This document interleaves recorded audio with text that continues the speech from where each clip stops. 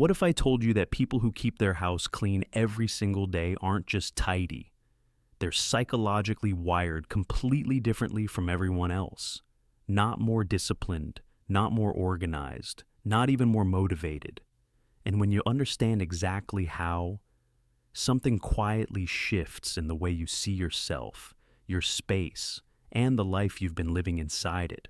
Most people think daily cleaners are just a certain type of person, the kind who grew up that way, or who have too much time, or who are maybe just a little too particular.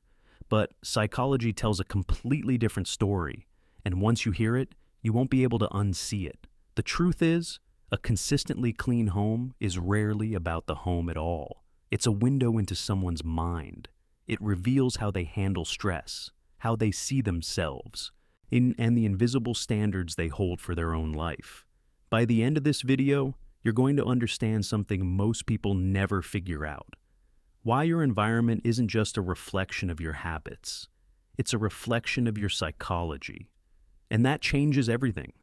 If this is the kind of content that makes you stop and think, take a second right now, like this video, and subscribe. Because the truths we share here are the ones most people only wish they'd found sooner. Don't let that be you. Let's start with something familiar. You've had those days. You wake up, the dishes from last night are still in the sink, there's something on the floor you keep stepping over, the bedroom feels heavy.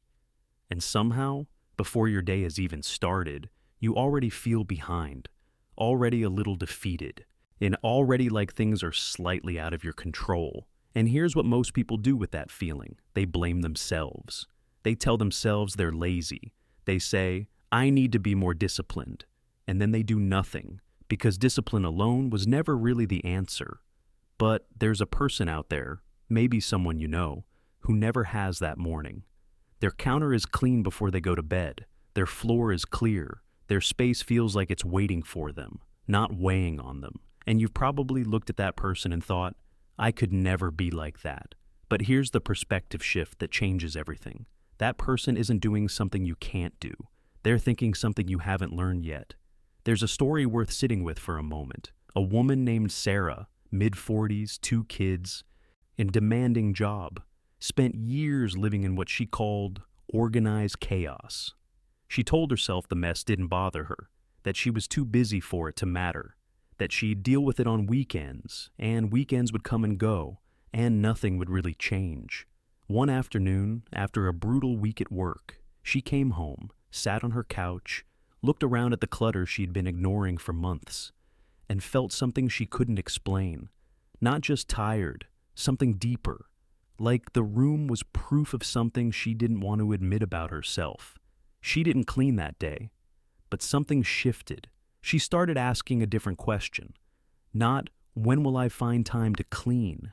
But, what is this mess actually costing me? That question is the one that separates people. And this is where most people get it wrong. They think cleanliness is about the physical space. It's not. It never was. The first truth is this. A clean environment is directly tied to your stress levels in ways science has now confirmed repeatedly. Researchers at Princeton University found that physical clutter competes for your attention, even when you're not consciously aware of it. Your brain is constantly registering the unfinished business around you, and it costs you mental energy. All day, every day, without you even realizing it. People who keep their homes clean aren't just tidier. They're protecting their mental bandwidth. They've learned, consciously or not, that their environment either works for them or against them.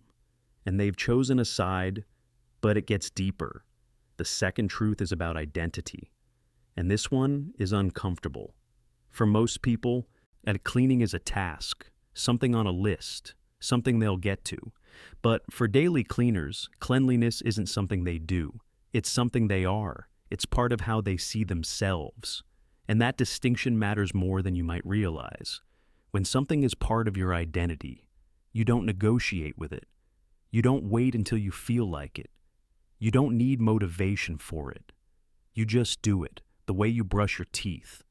Not because you're disciplined, but because you've decided it's simply who you are. The question worth asking yourself right now is, what have you decided you are?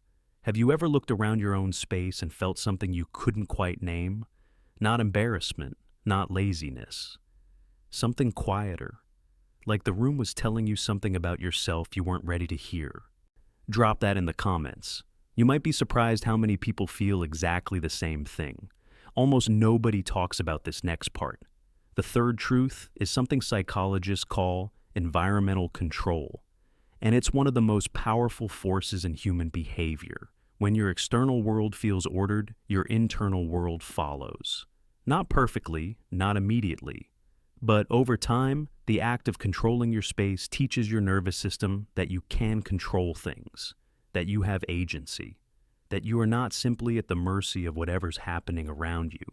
This is why people under intense stress, grief, burnout, anxiety, often describe an overwhelming urge to clean. It's not random, it's the mind reaching for the one thing it knows can give it back a sense of control. Daily cleaners have tapped into this instinct and made it routine. They don't wait for the crisis. They maintain the calm. The fourth truth will quietly sting if you let it.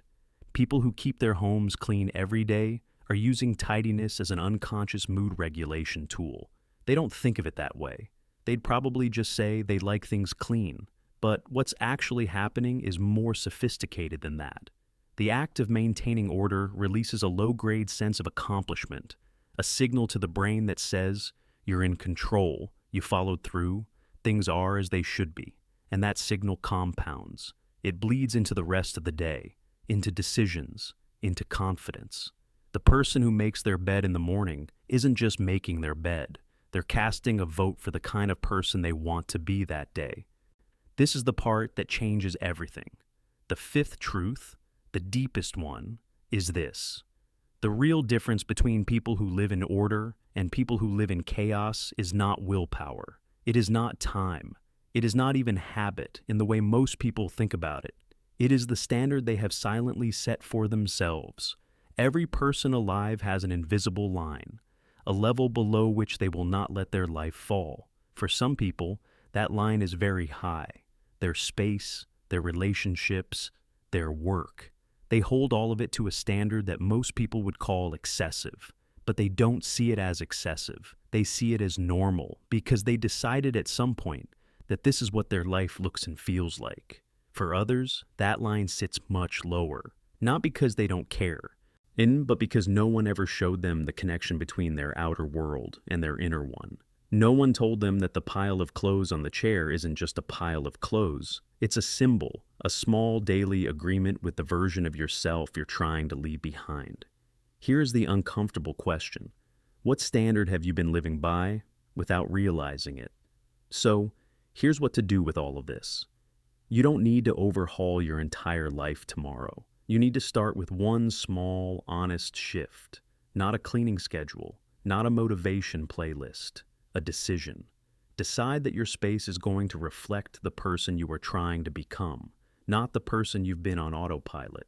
Start with one surface, one corner, one habit done consistently, and notice what it does to how you feel, how you think, and how you carry yourself through the day.